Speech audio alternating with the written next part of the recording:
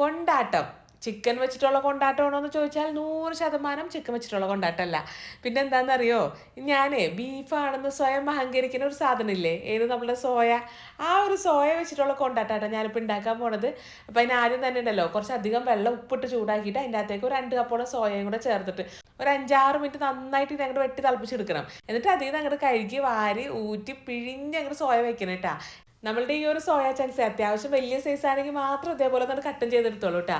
എന്നിട്ട് ഇതിൻ്റെ അകത്തേക്ക് നമുക്ക് കാശ്മീരി ചില്ലി പൗഡർ, മഞ്ഞൾപ്പൊടി, ഗരം മസാലപ്പൊടി, ഉപ്പ്, ചതച്ച് വെച്ചിരിക്കുന്ന ഇഞ്ചി വെളുത്തുള്ളിയും കോൺഫ്ലവറും ചെറുനാരങ്ങൻ്റെ നീരും കൂടെ ചേർത്തിട്ട് നല്ലോണം ഒന്ന് അങ്ങോട്ട് മിക്സ് ചെയ്തിട്ട് വെള്ളത്തിൻ്റെ കുറവ് തോന്നുകയാണെങ്കിൽ മാത്രം ഒരു 5-6 തുള്ളി ജസ്റ്റ് ഒന്ന് ഇറ്റിച്ച് കൊടുക്കണം കേട്ടോ. ഇനി ഒരു പാനിലെ കുറച്ച് വെളിച്ചെണ്ണ വെച്ച് ചൂടാക്കിയിട്ട് അതിൻ്റെ അകത്തേക്ക് നമ്മൾ ഈ ഒരു സോയൊക്കെ അങ്ങോട്ട് ഇട്ടിട്ട് നല്ലോണം അങ്ങോട്ട് ഫ്രൈ ചെയ്തെടുക്കുക. അതായത് കളറൊക്കെ മാറണം, എനിക്ക് അത്യാവശ്യം നല്ലോണം അങ്ങോട്ട് വെന്ത് വരണം. ഇനി അതേ പാനിലോട്ട് തന്നെ കുറച്ചുകൂടെ വെളിച്ചെണ്ണ ഒഴിച്ചിട്ട് ആദ്യം വറ്റൽമുളകും പെരിഞ്ചീരകം ഇട്ട് അങ്ങോട്ട് പൊട്ടിച്ച് കൊടുക്കണം കേട്ടോ. എന്നിട്ട് ഇതിൻ്റെ അകത്തേക്ക് മുഴുവൻ ചെറിയുള്ളി ചേർക്കാൻ പറ്റുന്നവരായി ചേർക്കുക.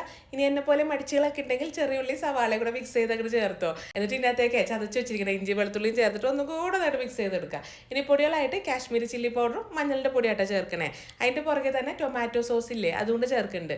ഇനി ഈ മസാല ഉണ്ടല്ലോ ഒരു കുഴക്കുഴ ആ പാകത്തിൽ വരാൻ വേണ്ടിയിട്ടേ കുറച്ച് വെള്ളവും കൂടെ ചേർത്തിട്ട് ആ വെള്ളം വറ്റി എണ്ണയൊക്കെ തെളിഞ്ഞ് വരുന്ന സമയത്ത് നമ്മൾ ഫ്രൈ ചെയ്ത് വെച്ചിരിക്കുന്ന സോയ ചേർത്ത് കൊടുത്തിട്ട് ഒന്നും കൂടെ എന്തെങ്കിലും മിക്സ് ചെയ്തിട്ട് ഓഫ് ചെയ്തോളൂ കേട്ടോ. ഇനി നമ്മുടെ കൊണ്ടാട്ടത്തിൻ്റെ അവസ്ഥ എന്തായിരുന്നു ചോദിച്ചാൽ സംഭവം